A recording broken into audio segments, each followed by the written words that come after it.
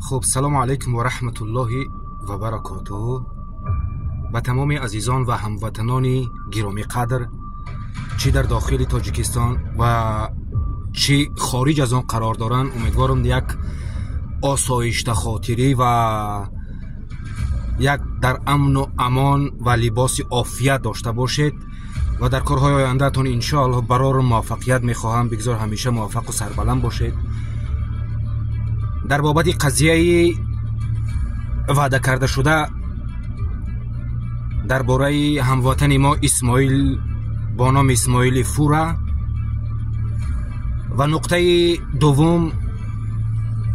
در بابت 10 دقیقه آخری ویدیویی که درباره جاسوسی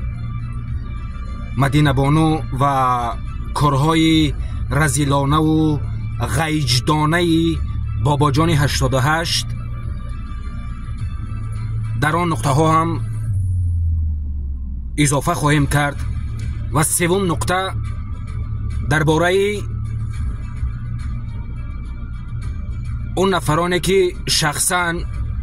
درباره بنده و برادر عزیز ما و خدمت نشان داده تمام مبارزین که در این راه مبارزه سالها با آنها بودن و چی ناحقی در حق ما در آنها کردن، انشاءالله نظر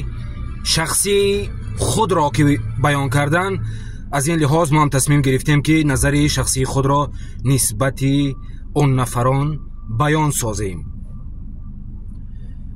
نقطه چهارمی که میخواهیم در آن هم اضافه نماییم، بعضی از مبارزانی که با نام مبارزه و با نام سیاست در ناموس بعضی از خواهران و زنها و محترمان این ملت تاجیک دست میزنند و با بدگویی و بدنامی مشهورن، در این بابت هم انشاءالله نظری شخصیم را اظهار می‌دارم و انشاءالله کوشش میکنیم که تا فردا شب این اظهارات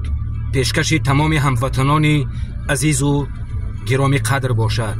امیدوارم همگی موفق و سربلند باشید و خدا کند که با همان هدف، با همان نیت پاک، با همان نیت صادقانه ای که ما و شما نزدی ناموس خود قسم خوردیم که از این وطن و از این ملت حفاظت میکنیم. اما متاسفانه اون نفرانی که قسمی صادقانه در ناخونک با وجدان با ناموس خود کردن، با همون عقد شخصی که خود به خود کردن خیانت کردن. واقعا به این نفران امیدوارم که در آینده اصلاح شوند و از بد گفتن هموطنان خود یک کمی هم باشد سرحد بگذارن و احترام بگذارن و در این راه صداقت، در این راه پاک، در این راهی که نفران شوهر، خانواده، زن، مادر و از همه نزدیکترین شخصان خود را دادن و امروز باعث تأسف نشود اون نفران. از همین لحاظ امیدوارم انشاءالله که تک تک برادران ما را احساس خواهند کرد و حتما این اظهاراتی که طبق وعده بود بعد از تحقیقات های دقیق که ما از 1 تا 5 گفته بودیم و اطلاعات های دقیقی که از ما از طرف ما دسترس شد و انشاءالله به نمایش گذاشته خواهند شدن، حتما به نزدیکی تقدیم هر یکی عزیزان میگردد. باقی خداوند همه ما و شما را در امان خود نگه بدارد. پروردگار کند که با همون عقد بسته‌مون، با همون یک انقلاب ملی هرچی زودتر به وطن برگردیم و خداوند هرچی زودتر این ظالمان داخل تاجیکستان با نام رحمانوف، با نام سیمومین یتیموف، با نام گنرال پروکراتور و رمضان رحیمزاده، با نام شهباز و رستم و سهراب و گردآفرید امروزه که نامهای صداقت و بهترین شخصیت های این خون را به نامهای خود گذاشتن، از پشت این نامها امروز دارن مردم را غارت میکنن، به مردم ظلم میکنند. یک انسانی که واقعیت نامی او رحمان است نمیگذارد پشه از نظر او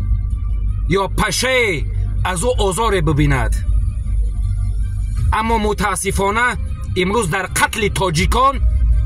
در قتل تاجیک امروز دست اول و اعلان کردن تروریست اکستریمیزم به تمام عالمیان، نام و نسب دادن در شخصیت تاجیکان امروز سبب یک رحمانوف شده است. امیدوارم انشاءالله غلبه نزدیک است به ظلم و به باطل و امیدوارم به یک پیروزی و به یک سربلندی و به یک صداقت کامل دست با هم به تاجیکستان برگردیم. الله نگهداری همه شما. سلام علیکم و رحمت الله.